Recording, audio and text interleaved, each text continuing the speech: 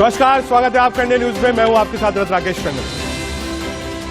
कल 2023 के पहला रण में पूर्वोत्तर के 3 राज्यों का जनादेश है, जहां बीजेपी का परचम लहराया है। बीजेपी तो 2024 से पहले बुलंद दिख रही, लेकिन विपक्षी पार्टियों को क्या? दरअसल पश्चिम बंगाल में ममता बनर्जी का दशकों से वर्चस्व है और ममता बनर्जी ने ऐलान कर दिया है कि वो 2024 में चुनाव अकेले लड़ेंगी। साथ ही ये भी कहा है कि कांग्रेस और सीपीआईएम को वोट देने का मतलब है बीजेपी को वोट देना। अब इस बयान से समझा जा सकता है कि ममता अब साथ नहीं आने वाली। दूसरी तरफ नीतीश कब से एकजुटता का राग अलाप रहे हैं, लेकिन सब दूर दूर से ही साथ हैं, कोई औपचारिक ऐलान नहीं कर पाया।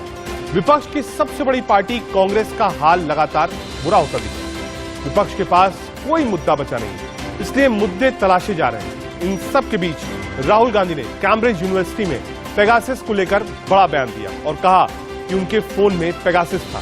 कुल मिलाकर जिस तरह विपक्षी पार्टियां अलग अलग राग अलाप रही हैं, उससे नुकसान उनका ही है और फायदा बीजेपी को। सबसे पहले सुनिए विपक्षी एकजुटता और उसके टूटने की शुरुआत को, फिर चर्चा शुरू करें।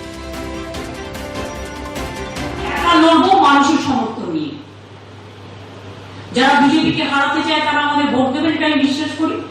আর যারা কংগ্রেস সিপিএম কে ভোট দেবে তারা বিজেপিকে ভোট দেবে, এটা আমি বিশ্বাস করি। এই সত্যটা উদ্ঘাটিত তো আজকে হয়ে গেছে। सब एकजुट होकर के आगे चलें, तो इसके लिए तो हम लोग प्रयास कर रहे हैं। तो यहां तो अब खाली वेट कर रहे हैं कांग्रेस पार्टी का। जितना जल्दी आप लोग तय कर लीजिएगा, आप जान लीजिए 2024 का जब चुनाव होगा, चाहे इतना घूमे 100 सीट भी नहीं इनको देश में मिलेगा, ये जान लीजिए। कांग्रेस के पूर्व अध्यक्ष का अंदाज एक बार फिर से बदल गया है और बदले अंदाज में उन्होंने कैम्ब्रिज यूनिवर्सिटी में पेगासस का मुद्दा उठाकर विदेश से मोदी को घेरने की कोशिश की। हालांकि उन्हें जवाब देने में बीजेपी नेताओं ने देरी नहीं की। क्या कुछ कहा और उसके बाद रिएक्शन क्या था, सुनाते हैं। That's what I described: capture and control of media and the judiciary, surveillance and intimidation. I myself had Pegasus on my phone.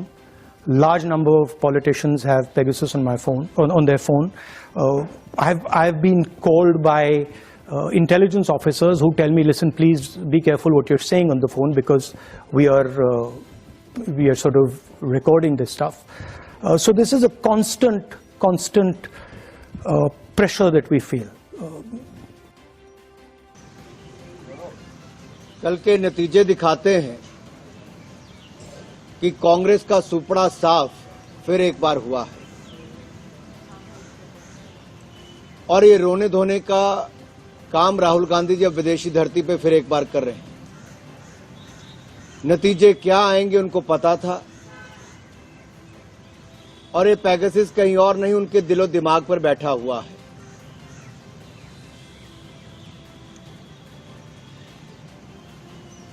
दुनिया भर में मोदी जी के प्रति जो सम्मान बढ़ा है, जो भारत का मान सम्मान बढ़ा है मोदी जी के नेतृत्व में, वो आज कोई और नहीं, दुनिया भर के बड़े बड़े नेता कह रहे हैं। राहुल जी किसी और की नहीं, कम से कम इटली के प्राइम मिनिस्टर और उनके नेताओं की तो सुन लेते हैं। क्या कहा इटली के प्राइम मिनिस्टर ने? ये कहा कि दुनिया भर में मोदी जी को जितना प्यार मिलता है, जो एक लोकप्रिय नेता के रूप में वो उभरे हैं, आज वो एक मेजर लीडर, एक बड़े नेता के रूप में उनको स्वीकारा है।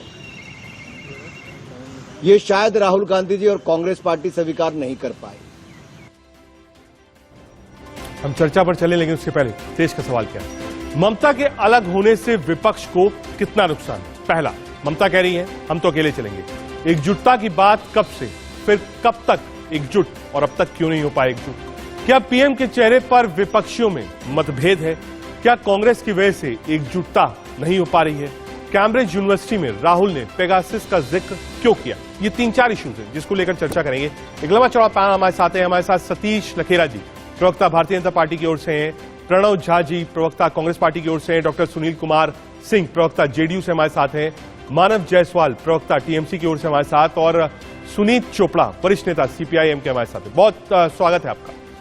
शुरुआत प्रणव झा जी आपसे करता हूं। दो चीजें हैं, पहला राहुल गांधी का कैम्ब्रिज में बयान पेगासस को लेकर, और कहा साहब डेमोक्रेसी बिल्कुल खतरे में है। दूसरी तरफ ममता बनर्जी का कहना है साहब हम तो अकेले चलेंगे। और जो रिजल्ट्स आए हैं पूर्वोत्तर के, वो किस ओर इशारा करते हैं?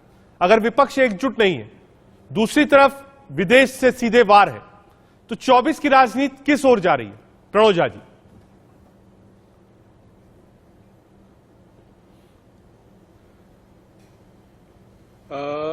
रजत जी, धन्यवाद मुझे शो में आमंत्रित करने के लिए। आपके पहले प्रश्न का उत्तर तो जग जाहिर है कि इस देश में विदेशी संस्थाओं से निगरानी कराई गई, जासूसी कराई गई, इसके कई प्रमाण आए सामने। और हम सब जानते हैं कि उनका क्या उपयोग होता है और किस वजह से कराई जाती है। दूसरी बात है कि ऑपोजिशन यूनिटी को लेकर के कि जो ममता बनर्जी जी का बयान है, हाँ। तो आप अगर पूर्व में देखें तो उस पार्टी का खास पिछले सत्र की बात करें तो अंदर कुछ हैं, बाहर कुछ हैं, और वो एक दल है जिसका प्रभाव क्षेत्रीय दल है, पश्चिम बंगाल में मुख्यतः है। उन्होंने कोशिश की त्रिपुरा में, उन्होंने कोशिश की मेघालय में, क्या हासिल हुआ हम सब जानते हैं। उनका एक क्षेत्रीय दल के रूप में सम्मान है। पर यह कहना कि अगर वो 42 की संसद संख्या वाली पार्टी जो कि पश्चिम बंगाल में है, 543 के देश में अगर 501 पे भी हम लड़ते हैं, 42 को अगर छोड़ करके भी, तो कुछ खास फर्क नहीं पड़ता जहां तक विपक्ष एकता की बात है। ठीक है। अब मैं बात करूं सिर्फ विपक्षी एकता की, तो विपक्षी एकता जो है किसी तरह की मजबूरी नहीं है, किसी तरह का जो है वो एक वो जो है क्राइसिस सिचुएशन नहीं है। ये हम ये कह रहे हैं कि अगर जिस तरह की राजनीति भाजपा कर रही है, अगर वो धर्म की और जाति की राजनीति कर रही है, मुद्दों को बांट करके अपने विपक्ष का जो वोट है उसमें उसको अगर विभाजित करने में सक्षम हो रही है, तो उसके अगेंस्ट जो हमारा दलील ये होगा कि हम जो विपक्षी दलों के वोट हैं वो बंटने ना दें। तो उन राज्यों में जहां की भाजपा कांग्रेस को सीधी लड़ती है, इसका कोई फर्क नहीं पड़ेगा, या उन राज्यों में जहां क्षेत्रीय दल भाजपा से सीधी लड़ती है, वहां कोई फर्क नहीं पड़ेगा। ऐसे में क्या होगा कि सभी दल अपने अपनी संख्या लेकर के आएंगे, और उसके बाद पोस्ट इलेक्शन के बाद क्या संख्या पोस्ट अलायंस की आपने बात की, और दूसरा आपने वो ठीक कह दिया कि बंगाल की सीटें कितनी है और पैन इंडिया पार्टी विपक्षी कौन है। मान गए प्रणव जी, आ रहा हूं आपके पास। मानव जी, ममता वाले इशू पर आपके पास आऊंगा। सुनील जी, क्योंकि नीतीश जी ने कहा था कांग्रेस देरी कर रही है, आपके पास भी आऊंगा। पहले सतीश लखेरा जी के पास। सतीश जी, कांग्रेस ने जो आरोप लगाया खासतौर से राहुल गांधी जी ने, उन्होंने कहा साहब कैम्ब्रिज में जाकर ये बात बोली, और प्रणव जी भी यही कह रहे हैं कि साहब जासूसी की क्या जरूरत थी, और जो इंस्टीट्यूशंस हैं उनको क्यों मारा जा रहा है? लखेरा जी।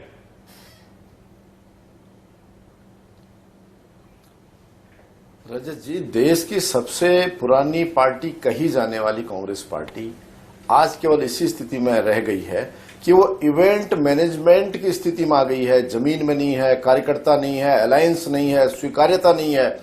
अब वो कुछ न कुछ ऐसा करती रहती कि लोग जाने की एक पार्टी का अस्तित्व है। ठीक है। भारत जोड़ो यात्रा में क्या हुआ?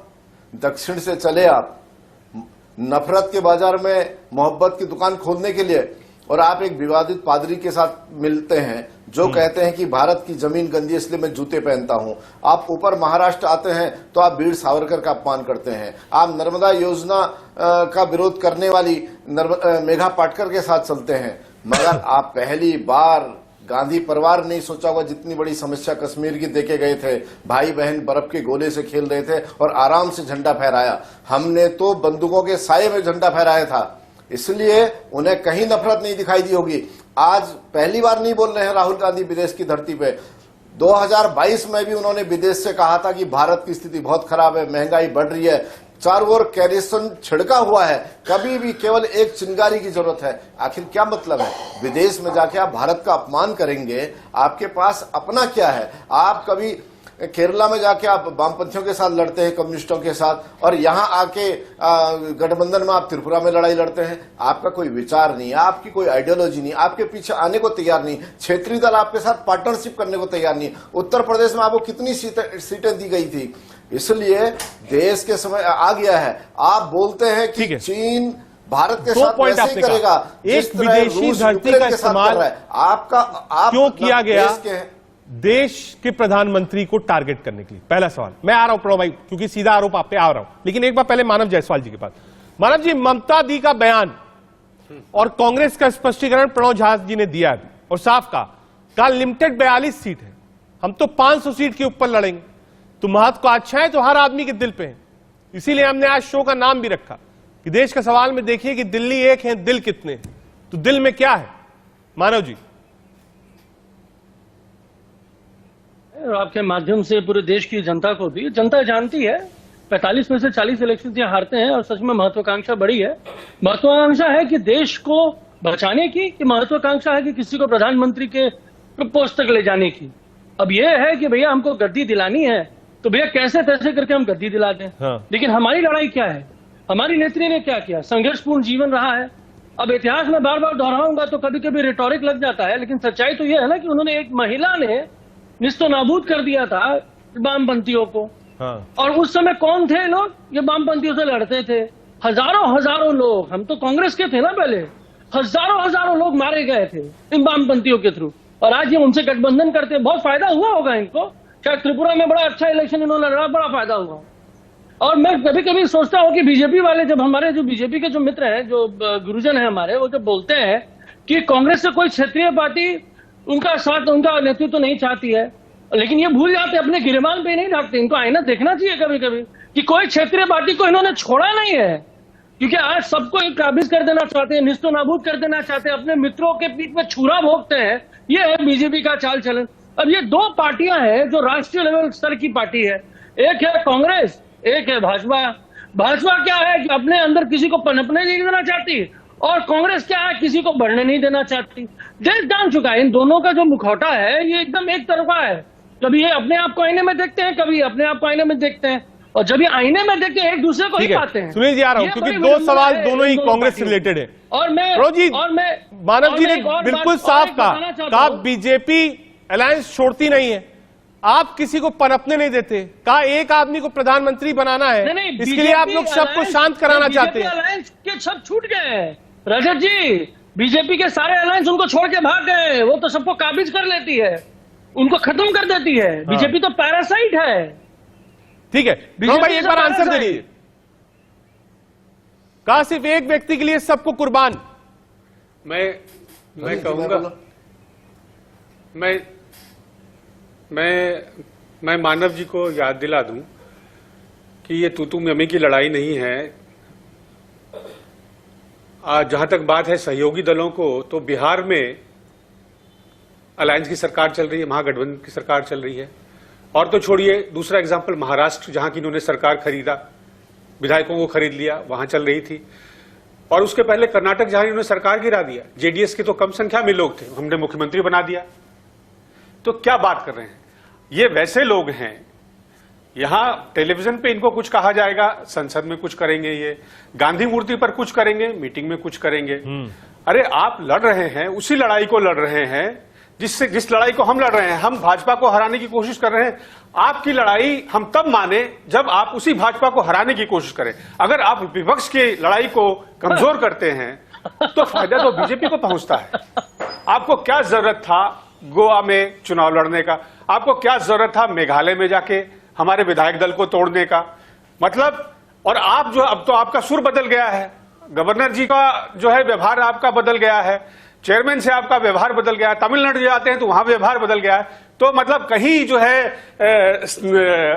तार कहीं और खिंचता है, धुन कहीं और निकलता है। ये सब चीजें जो है राजनीति में लोग समझते हैं और दर्शक हमसे ज्यादा बेहतर समझते हैं। मानव जी आऊंगा आपके पास, सफाई देने की जरूरत है। एक बात सुनील जी को जोड़ लो, आ रहा हूं मानव जी, एक बात, पहला रिएक्शन सुनील जी से ले ले, एक सवाल हो जाए, उसके बाद बहस में आगे बढ़े। सुनील जी, क्योंकि नीतीश बाबू ने कहा साथ देरी हो रही है, हम तो इंतजार कर रहे हैं कांग्रेस का, अलायंस की सरकार है वहां पर, कहा दिल्ली भी जाएंगे, मुलाकात भी होगी। लेकिन आप देखिए, दो प्रवक्ता हैं, कांग्रेस और टीएमसी के आमने सामने ये लकीरें खिंचती जा रही हैं, कौन जिम्मेदार? सुनील जी।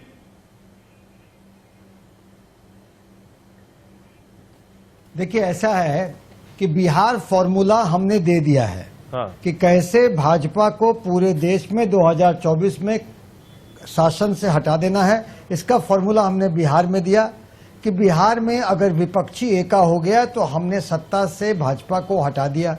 और माननीय नीतीश कुमार जी ने जो स्पष्टतः कहा है कि वो प्रधानमंत्री पद के दावेदार नहीं हैं और अपने 3 दिवसीय दिल्ली प्रवास में विपक्षी नेताओं से मिले और सारे विपक्षी नेता एका को तैयार हैं और विपक्षी नेता ये महसूस करते हैं कि भाजपा के कुशासन से, जनता भाजपा के महंगाई से, मेरा एक क्रॉस क्वेश्चन था, मैं आपको माफी के साथ रोकूंगा। मेरा एक क्रॉस क्वेश्चन था, जब लोग बैठते हैं तब तो बात विपक्षी एकता की होती है, हो सकता है कल टीएमसी और कांग्रेस भी बैठ जाए, लेकिन फिर वो जो पीएम मटेरियल वाली बात आ जाती है, जिसमें केसीआर साहब भी खड़े हैं, जिसमें अरविंद केजरीवाल जी भी खड़े हैं, जिसमें राहुल गांधी भी खड़े हैं, जिसमें पवार साहब भी खड़े हैं, जिसमें नीतीश कुमार जी भी खड़े हैं, जिसमें अखिलेश यादव भी कहते हैं सबसे बड़ा सूबा है, बहन जी भी कहती हैं साहब 80 सीट तो हमारे पास। इस पर फैसला कौन लेगा और कैसे लेगा? क्योंकि हर आदमी के दिल में तो दिल्ली है। सुनील जी। देखिए, सामाजिक और राजनीतिक जीवन में सामाजिक और राजनीतिक जीवन में हम जनता जनाकांक्षाओं पर चलते हैं। पीपल एस्पिरेशन से हमारा ड्रिवन होता है और जनाकांक्षा है कि जनता भाजपा मुक्त भारत चाहती है, क्योंकि जनता भाजपा के महंगाई, बेरोजगारी, जुमलेबाजी, सामाजिक संप्रदाय तोड़ना, ईडी सीबीआई के दुरुपयोग करना, जनता भाजपा शासन से त्रस्त है और जनता भाजपा मुक्त भारत चाहती है। तो विपक्षी एका जनाकांक्षाओं के अनुरूप समय की पुकार है, सारे अग्री कर गए हैं। और जहां तक नेतृत्व करने का सवाल है, तो नेतृत्व का मामला में माननीय नीतीश कुमार जी ने तो स्पष्ट कर दिया कि वो प्रधानमंत्री पद के दावेदार नहीं है। ठीक है, जितने विपक्षी नेता बैठेंगे और बैठ करके वो तय कर लेंगे, घूम फिर कर वो महत्वपूर्ण नहीं है। ठीक है, आ रहा हूं। नहीं, एक आ रहा हूं सुनील जी, आ रहा हूं, 1 मिनट में आ रहा हूं। आपका सतीश लखेरा जी ने एक आरोप लगाया है, इलेक्शन के बाद भी हो सकता है, उसकी चर्चा सबसे ज्यादा देश में कि विदेशी धरती का उपयोग क्यों किया गया, जब भारत का सम्मान ग्लोबली बढ़ रहा है, पीएम की साख बढ़ रही, तो ऐसे में जब पीएम को और सरकार को आप आरोप लगाएंगे, वो भी विदेशी धरती से, देश में तो राजनीति होती रहती है, क्या ये मानक ठीक है? पहले ऐसा नहीं होता था, लेकिन अब ये होता है। सतीश लखेरा जी का आरोप। प्रणव जी।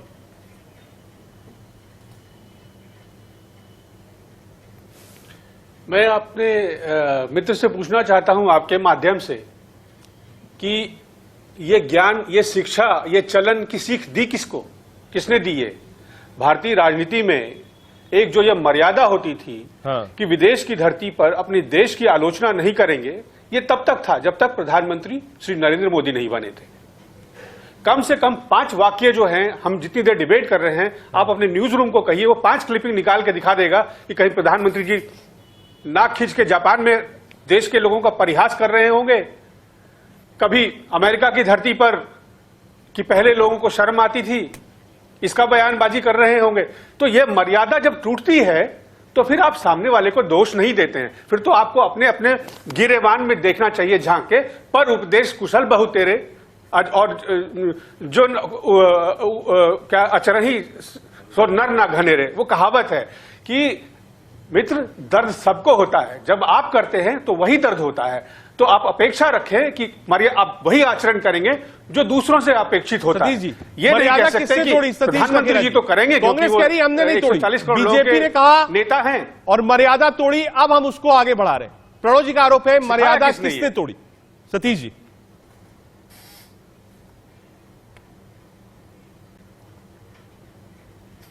मर्यादा, आचरण, शिष्टाचार, संविधान की बात कौन कर रहे हैं? कांग्रेस के मित्र।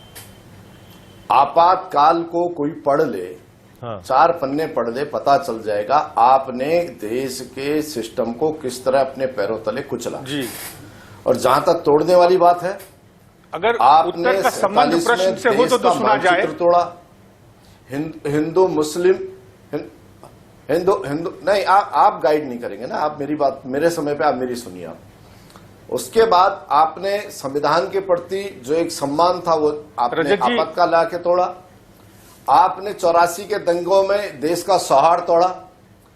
तोड़ते तोड़ते आप खुद इतने टूट गए कि आपके तोड़े हुए शरद पवार जी दक्षिण में महाराष्ट्र में बैठे हुए हैं, आपसे टूट करके ममता बनर्जी अलग बैठी हुई हैं, आप खुद टूट चुके हैं और आज टूटने के लिए आपकी कुंठा में मोदी तेरी कबर खुदेगी आप रजत जी, नारे पे आ गए। मुझे उम्मीद है आप आपको शिष्टाचार की बात मत आपके कीजिए। प्रश्न का जवाब आपकी मिल गया कुंठा भी होगा। और कहेगी। अभी राहुल गांधी जी विदेश में गए रजत जी, हैं, अभी और बहुत आरोप कुछ में बोलेंगे। सतीश जी, अभी राहुल क्रॉस गांधी क्वेश्चन है उनके प्रणव जी तर्कस का, में यही तीर क्योंकि है। आपने आंसर इसी दिया तरह के है तीर है। वो सेटिस्फाई नहीं है, वो एक क्रॉस क्वेश्चन आपसे करना चाहते हैं प्रणव झा जी सतीश जी से।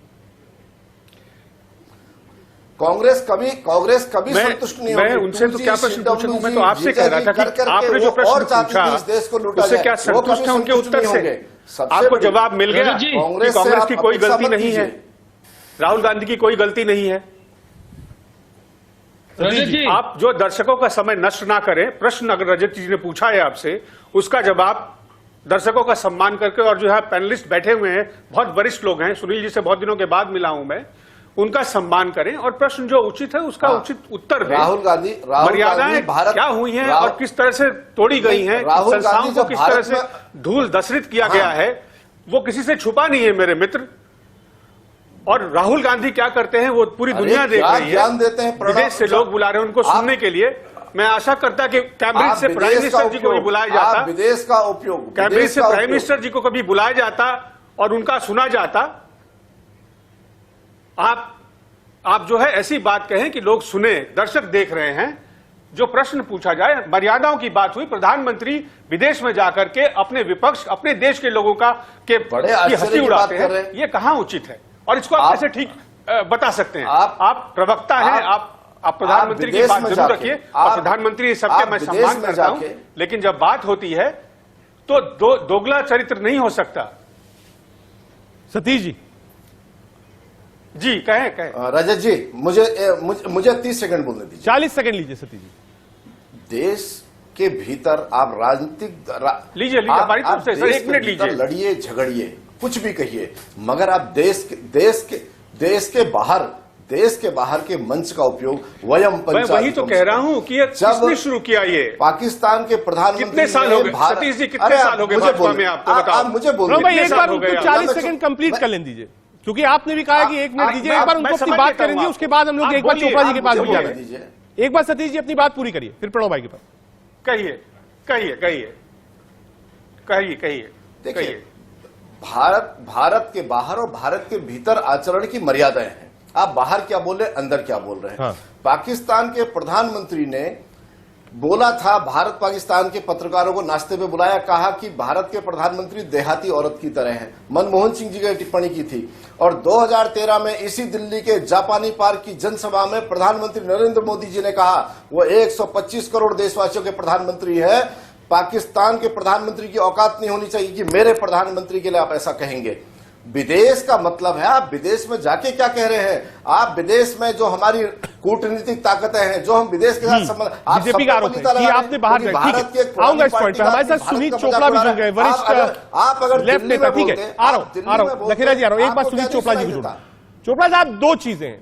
पहला, क्योंकि आप 5-7 मिनट दे रहे हैं, ममता जी ने कहा साहब अकेले चलना है, किसी के साथ नहीं चलना, तो ऑपोजिशन यूनिटी कहां गई। तीसरा, लखेरा साहब ने कहा कि कोई आइडियोलॉजी नहीं है आजकल राजनीतिक दल की। केरल में लड़ते हैं, नॉर्थ ईस्ट में एक हो जाते हैं, पश्चिम बंगाल में लड़ते हैं, फिर अलग हो जाते हैं। तो कहा ऑपोजिशन है ही नहीं, कोई यूनिटी नहीं है, कोई आइडियोलॉजी नहीं है, कहा जाएगा ऑपोजिशन 24 में। चोपड़ा जी।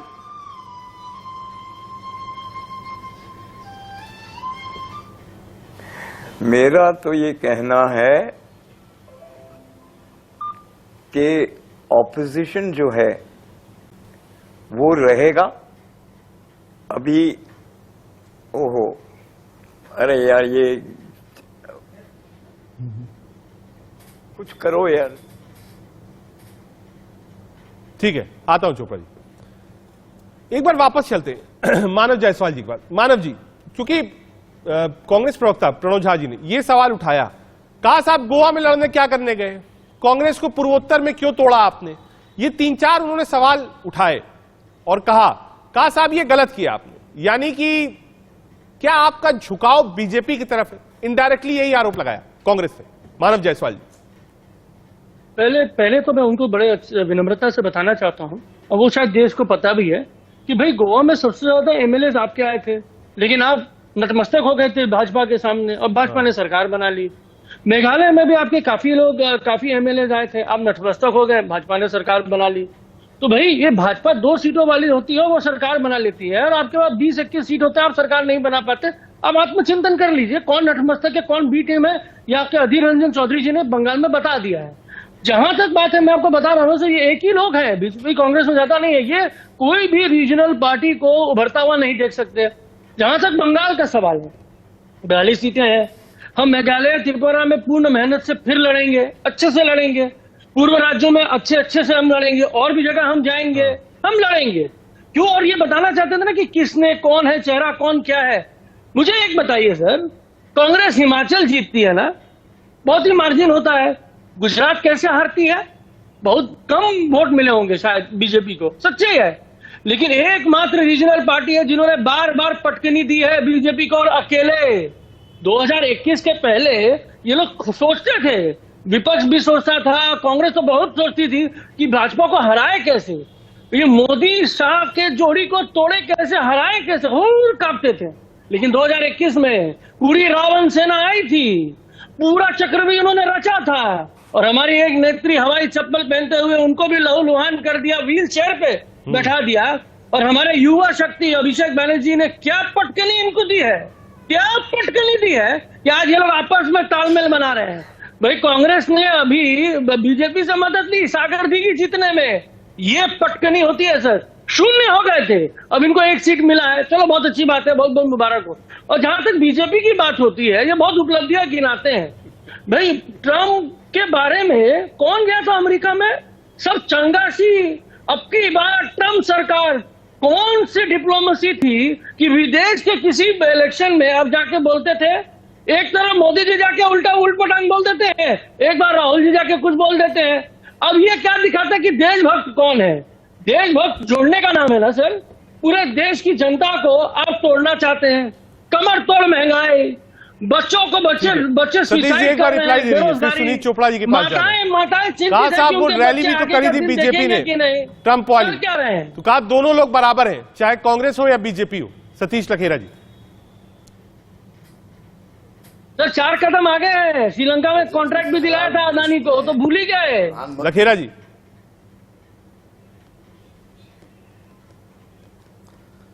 अभी देश में पीएम पद की कोई वैकेंसी है नहीं, भले ये लोग कितना लड़े चुके क्योंकि विपक्षी एकता 2014 में भी हो रही थी, 19 में भी हो रही थी।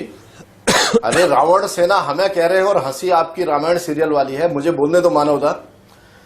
मगर इन्होंने अपनी ताकत को जिस तरीके से विपक्ष को एकजुट होना था, यह 14 और 19 में भी एक कवायद हुई थी, यही 24 से पहले हुई है। फिर क्या हुआ? कभी आप चौकीदार चोर बोल के आए सड़क पे, उसके बाद संसद में विपक्ष का नेता का भी आपने स्टेटस खो दिया। चौकीदार चोर हर बार एक होते हैं, और हर बार देखिए रजत जी, सतीश जी आप पूरा करिए, आपका समय। सड़कों पे गुंडागर्दी बंगाल में करते हैं, यहाँ टीवी पे गुंडागर्दी करते हैं। आपका समय आप पूरा सुनिए ना, ये गलत आपने बात कही थी। सतीश जी आपकी बात को सुन रहे थे, थोड़ा धैर्य रखिए।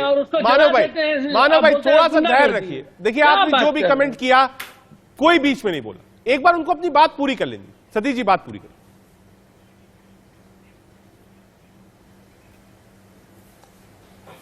रजत जी, विपक्षी एकता का मतलब कॉमन मिनिमम प्रोग्राम होना चाहिए, वो देश के लिए होना चाहिए, देश की जनता के सामने होना चाहिए, और जो रूलिंग पार्टी है उसके खिलाफ आपके सामने कन्विंस करने का कोई मुद्दा होना चाहिए। इसलिए आपकी एकता होगी। जब हर एक नेता, क्षेत्रीय नेता, 5 MP वाला नेता भी प्रधानमंत्री बनने का इच्छा पालेगा तो वो मंच पे नहीं आ सकते हैं। ये एक तो हो, कितनी बार प्रयास हो चुके हैं। रैली खम्बम में हो रही है तो वो केवल केसीआर साहब, अखिलेश जी को, भगवंत मान को, पिनराई विजयन को और अरविंद केजरीवाल को बुलाते हैं। मगर उसमें पीडीपी को छोड़ देते हैं, अकाली को छोड़ देते हैं, दूसरे दलों को छोड़ देते हैं, ममता बनर्जी को छोड़ देते हैं। इसलिए जब ये प्याज की तरह अलग अलग परतों में बंटे हुए हैं, इस एकता ने नहीं होना है, और अलग अलग होकर ये क्या स्थिति होगी इनकी, वो देश के सामने आ चुकी। ठीक है, एक मिनट मानव जी आ रहा हूं, एक मिनट, क्योंकि चोपड़ा जी बोल गए, बहुत सीनियर नेता हमारे साथ। चोपड़ा साहब, विपक्षी एकता कैसे बनेगी? आइडियोलॉजिकल डिफरेंसेस हैं। एक जगह आप केरल में अलग अलग चुनाव लड़ते हैं, आमने सामने होते हैं, बंगाल में ममता को दरकिनार कर देते हैं। ममता जी ने कहा अब हम अकेले चुनाव लड़ेंगे, और लेफ्ट और कांग्रेस को वोट देने का मतलब है बीजेपी को वोट देना। चोपड़ा जी,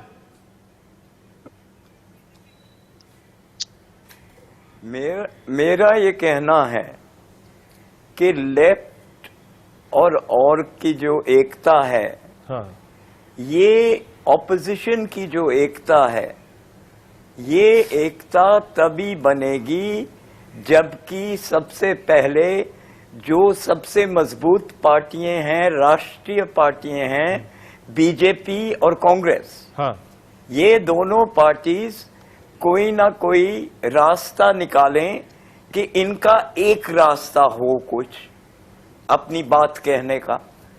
असलियत ये है कि ये नहीं कर सकते हैं, तो हमारा ये कहना है कि आप देख लीजिए, उसका नतीजा बिल्कुल साफ हुआ है। मैंने अभी रिजल्ट्स जो देखे, उसमें मैंने देखा कई प्रांत हैं जहां पर मोदी के साथ जो अलायंस बैठी हुई है, हाँ, वो 14-15 लोग हैं। अब वो 14-15 लोग क्या कहेंगे, उनकी अपनी अपनी धुन होगी, तो एकता कहां से आएगी? जब मोदी के साथ जो लोग बैठे हैं उन्हीं की एकता कायदे से नहीं हो रही, और उन्होंने पार्लियामेंट को बिल्कुल कोई रोल नहीं दिया इसमें, तो कैसे होगी एकता? ठीक है, मेरा ये कहना है बड़े दल अभी तो जो भी धुन जिसने बनाई, इसी सवाल को लेकर अपनी सुझाव को लेकर सुनील जी के पास समझें। सुनील जी, आपने चोपड़ा जी को सुना, प्रणव जी को सुना, टीएमसी से मानव जी को भी सुना, ये जिम्मेदारी कौन लेगा? कुछ असहजता होती है क्षेत्रीय दलों में, कोई नेता किसी को नहीं लाइक करता है, उसके साथ डाइस शेयर नहीं करना चाहता, लेकिन ये जिम्मेदारी किसकी होगी? क्या नीतीश बाबू ये जिम्मेदारी निभाने के लिए तैयार है कि वो विपक्ष को देश भर में एक करेंगे? सीनियर नेता है, नॉर्थ इंडिया का फेस है, मुख्यमंत्री रहे हैं, केंद्र में मिनिस्टर रहे हैं, डाउन टू अर्थ नेचर है उनका, तो क्या नीतीश बाबू को यह जिम्मेदारी मिलनी चाहिए कि वो विपक्ष को एकजुट करें? माननीय नीतीश कुमार जी ने स्पष्टता कहा है कि वो जिम्मेवारी लेने के लिए तैयार तो है ही, हाँ, जिम्मेवारी लेना शुरू भी कर दिए हैं। देखिए, उन्होंने पहले तो हमने एक बिहार फॉर्मूला दिया, बिहार में फॉर्मूला दिया कि विपक्षी एका हो जाने से भाजपा को सत्ता से बाहर जाना पड़ा। इसी क्रम में विपक्षी नेताओं से अपने 3 दिवसीय दिल्ली प्रवास में माननीय नीतीश कुमार जी मिले, देश के हालात पर चर्चा किए, हाँ, विपक्षी एका पर जोर दिया, जनाकांक्षाओं की बातें की, सारे नेताओं से सकारात्मक रिस्पांस मिले। अब रह गई कि उनके अब प्रैक्टिकली तो समय अब आ रहा है, और ऐसा होने का आपने देखा ही। देखिए, सिंपल है, जहां जहां क्षेत्रीय पार्टी होंगी वहां क्षेत्रीय पार्टी ड्राइविंग सीट में रहेंगी, जहां कांग्रेस होगा वहां कांग्रेस ड्राइविंग सीट में रहेगा। नेतृत्व का कोई दिक्कत नहीं है, मिल बैठकर लोग बैठेंगे, नेता तय करेंगे। माननीय नीतीश कुमार जी को मंजूर होगा, और अगर नेता अभी प्रीपोल नहीं होगा तो पोस्टपोल होगा।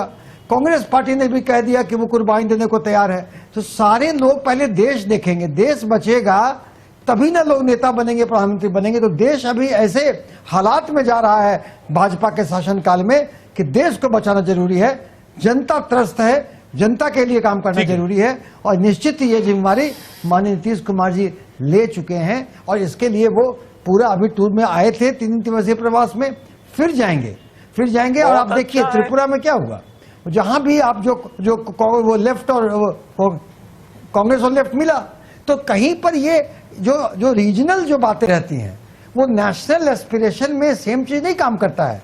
नेशनल इलेक्शन में नेशनल एस्पिरेशंस होते हैं, तो जब भाजपा को खिलाफ लड़ना हुआ तो लोग मिले। तो जहां जैसे हालात होंगे वो स्वतः भाजपा को हराने के हालात बन जाएंगे, उसके समीकरण बनेंगे और भाजपा 100 सीटों के अंदर सिमट जाएगी। ठीक है सतीश जी, क्या भाजपा 100 सीटों में सिमट जाएगी? ये नीतीश बाबू ने नारा दिया था, कहा विपक्ष एक हो जाए तो भाजपा 100 पे सिमट जाएगी। उसी बात को रिपीट किया है सुनील जी ने। सतीश जी,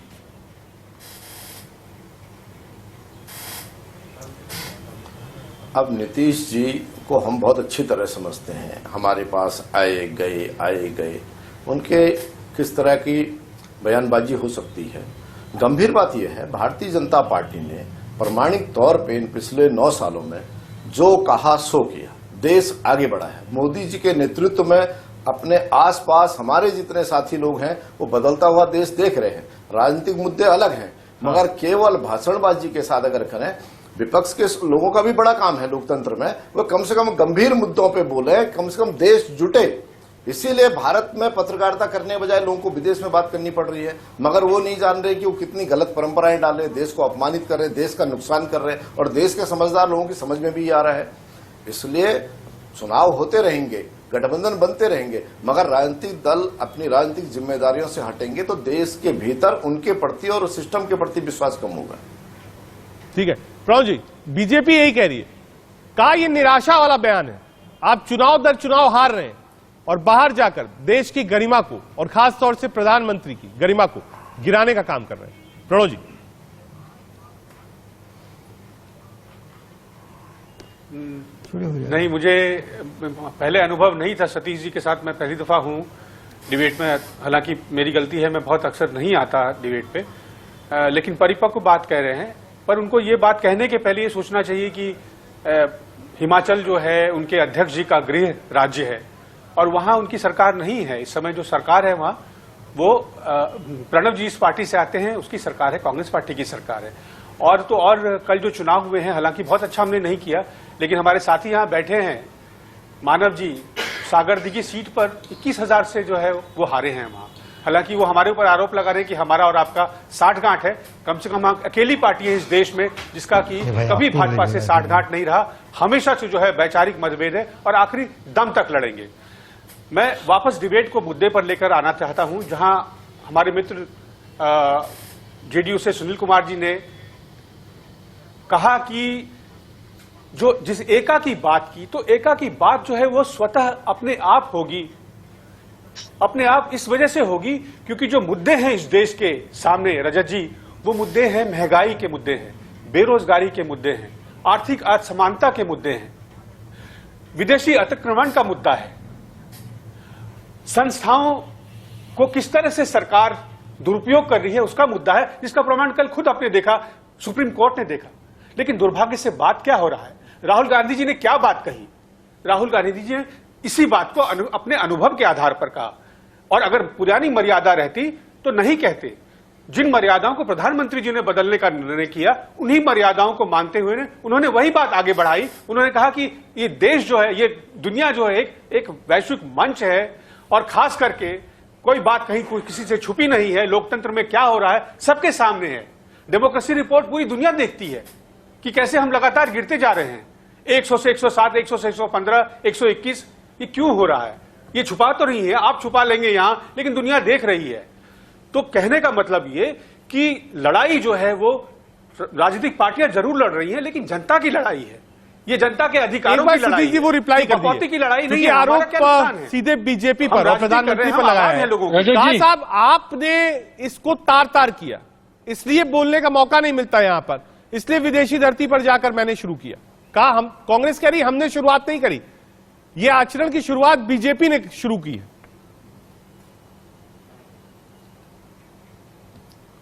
बिल्कुल इसका जवाब दिया इन्होंने अपने तरीके से दिया। मेरे ख्याल से इस पर और आगे कुछ कहने को है नहीं। आवाज नहीं देते हैं। सतीश जी रिप्लाई दे दीजिए एक छोटा सा, फिर जाना है मानव जी के पास। जी जी, भारत को लेकर के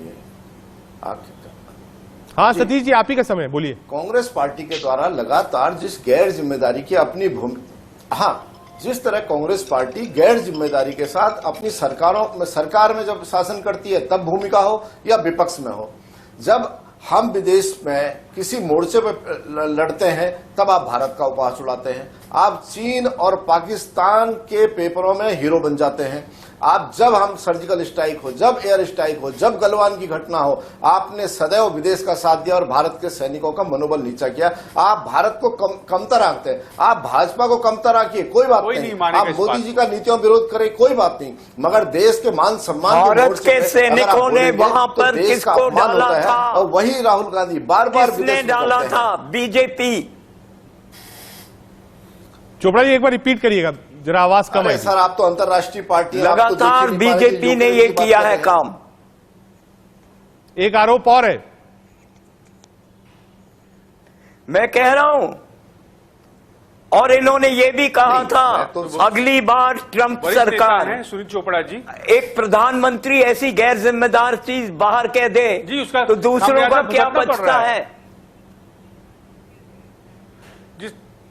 ठीक है, लेकिन ये कहां तक जायज है?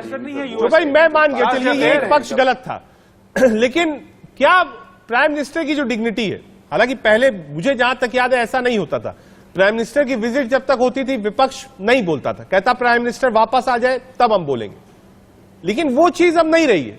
अब पॉलिटिक्स में सब कुछ ओपन हो गया। चोपड़ा जी, प्राइम मिनिस्टर ने ओपन किया है और गैर जिम्मेदार तरीके से उसने स्टेटमेंट दिया है कि अगली बार ट्रंप सरकार, और ट्रंप हार गया। मानव जी, आप एज अ राजनीतिक दल, आप भी रिप्रेजेंट कर रहे हैं टीएमसी को, आपकी भी सरकार है बंगाल में, आप इसको कितना जायज मानते हैं?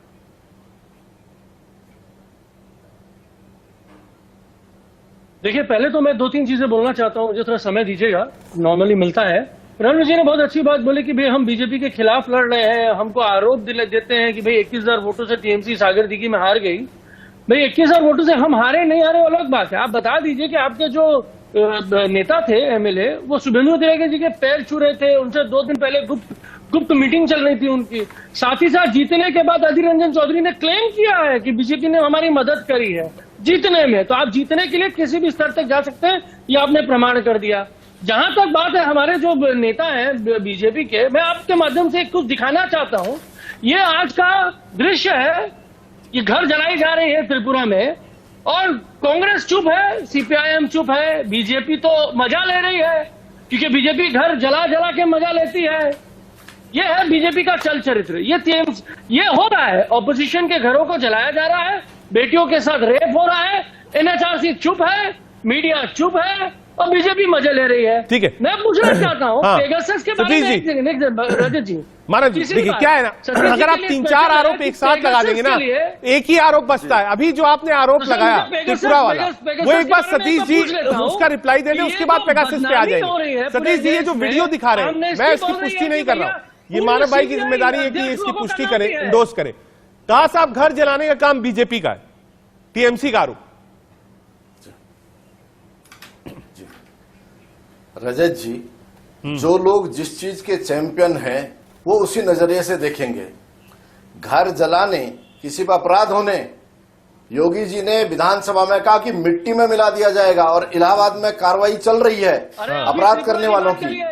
ये जो जिन्होंने लगातार बंगाल में ट्रेंड होकर के पहले वामपंथियों ने गुंडागर्दी, और आज कार्रवाई होगी। अगर किसी ने अपराध किया, किसी ने गुंडे ने किया, उस पर कार्रवाई होगी।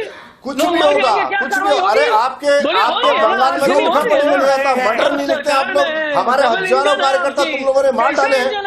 मानव जी, आपकी पार्टी और होगा, चिंता मत कीजिए, वो बंगाल में नहीं हो पाता है। बंगाल में आप कुछ नहीं करने देते हैं, बंगाल में ना किसी को आने देते हैं, ना बंगाल में जो गुंडागर्दी ममता बनर्जी की पूरे बंगाल में है, वो देश देख रहा है। इससे आप नए तरीके से, ठीक है, सही बोले करण जी। एक आरोप और दिया है, क्योंकि आपने टिप्पणी करी थी और सीधे डायरेक्ट आरोप टीएमसी ने लगवाया है आपके ऊपर। कहा साहब आपने बीजेपी की मदद ली, तब आपका कैंडिडेट जीता पश्चिम बंगाल, ये ऑन रिकॉर्ड कह रहे हैं मानव जायसवाल जी। अधीर रंजन जी बोले हैं, ऑन रिकॉर्ड है, शायद ये आए नहीं होंगे टीवी डिबेट में, तो पता नहीं होगा इनके बात का आधार। रजत जी, आप ये यहाँ बैठे हैं, तुम्हारे साथी मानव जायसवाल जी तृणमूल कांग्रेस से है। मैं अगर चुनाव लड़ूंगा तो हाथ जोड़ के इनके पास भी जाऊंगा कि मानव जी अपना वोट हमको दीजिएगा। हाँ। एक प्रत्याशी जो है वो तो हर व्यक्ति से वोट मांगता है, वो अपनी बात अरे कहता है कि भैया। मुझे वोट दीजिए। ये अपराध है क्या, बताओ?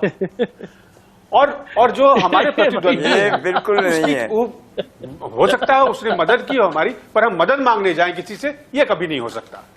ठीक ये कभी नहीं हो सकता। ठीक है, और सुनील जहां जी, तक बात है हिंसा की जब भी त्रिपुरा में, विपक्ष- तो ठीक है, हमारे मैं समझ प्रभारी बहुत राजनीतिक उनको जवाब आपने स्टिचेज दिया। आए, उनके दांत एक बार तोड़ दिए लोगों सुनील ने। जी के पास चलें। महिलाओं सुनील के जी, ऊपर हिंसा बार हुआ। बार लोग कहते हैं विपक्षी एकता, तीसरा मोर्चा, चौथा मोर्चा, पांचवा मोर्चा, ढाक के 3 पात। ये वैसे ही है जैसे आप तराजू में मेढकों को तौलिए, एक एक कर लाइए, एक एक कर भाग जाते। कैसे एक होंगे सब?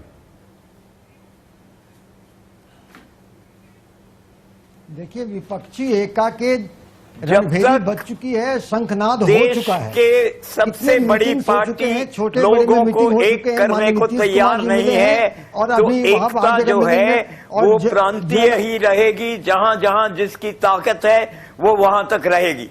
ठीक है, सुनील जी बात पूरी करिए।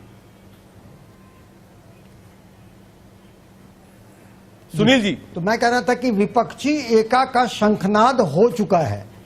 हाँ, विपक्षी एका का शंखनाद हो चुका है। सकारात्मक मुद्दों का आदान प्रदान हुआ है, सकारात्मक रिस्पांस मिले हैं, और ठीक रास्ते पे माननीय नीतीश कुमार जी फिर से जाने वाले हैं। और देखिए, कोई ठीक है, थर्ड फ्रंट, शॉर्ट फोर्थ में फ्रंट नहीं 10 होगा। सेकंड में मानव, विपक्षी क्या एकता का विपक्षी मतलब एकता होता से है दूर रहेंगी ममता बिहार बनर्जी? 10 फॉर्मूला। सेकंड में। बिहार। देखिए, हमारा संकल्प है ये क्रूर सरकार को हटाने का। और जहां तक बात है ये कांग्रेस वाली, हम कांग्रेस से भाई दूर दराज रखना चाहता, क्योंकि कांग्रेस का चल चरित्र कभी भी देश हित में नहीं हो सकता, कभी भी विपक्षी के हित में नहीं हो सकता। ठीक है, ये चलो अपने भाई, स्वार्थ 10 में सेकंड इतने में। ग्रसित हो चुके हैं। टीएमसी बिल्कुल ये दूसरे साफ के प्रति ऑन कभी रिकॉर्ड नहीं करिए, आपके साथ नहीं आएगी, मना कर दिया उन्होंने। कुछ भी कभी की बात नहीं है। आ रहा हूं, एक मिनट चोपड़ा जी आ रहा हूं। प्रणव हर भाई, चीज हो टीएमसी तो सकती ऑन है। रिकॉर्ड मना कर रही है, कांग्रेस के साथ बैठने ही नहीं चाहती है। वो कह रही है हम अलग लड़ेंगे, एकला चलो। हाँ, आप समझिए वो ठीक तो है, आप उनका समझिए और साथ में subjective देश की idea जनता है। समझे, उनकी मजबूरी है। उनकी मजबूरी है कि वो अकेले उनको रहना पड़ेगा, वो विपक्ष को मजबूत नहीं कर सकते हैं। ठीक है, उनको वक्त की भाजपा को थोड़ी कमी है। मजबूत देश के करना सवाल में होगा। आप शायद सभी यही मेहमान कारण आए, बहुत शुक्रिया। कोशिश ये थी कि पेगासिस पर दिए गए बयान को लेकर जो राजनीति चल रही है उसकी हम चर्चा करें, और विपक्षी एकता कैसे होगी इसमें लोगों का मत जाने। अभी बहुत दूर है लड़ाई, और अभी बहुत दूर है विपक्षी एकता। देश के सवाल में आज के लिए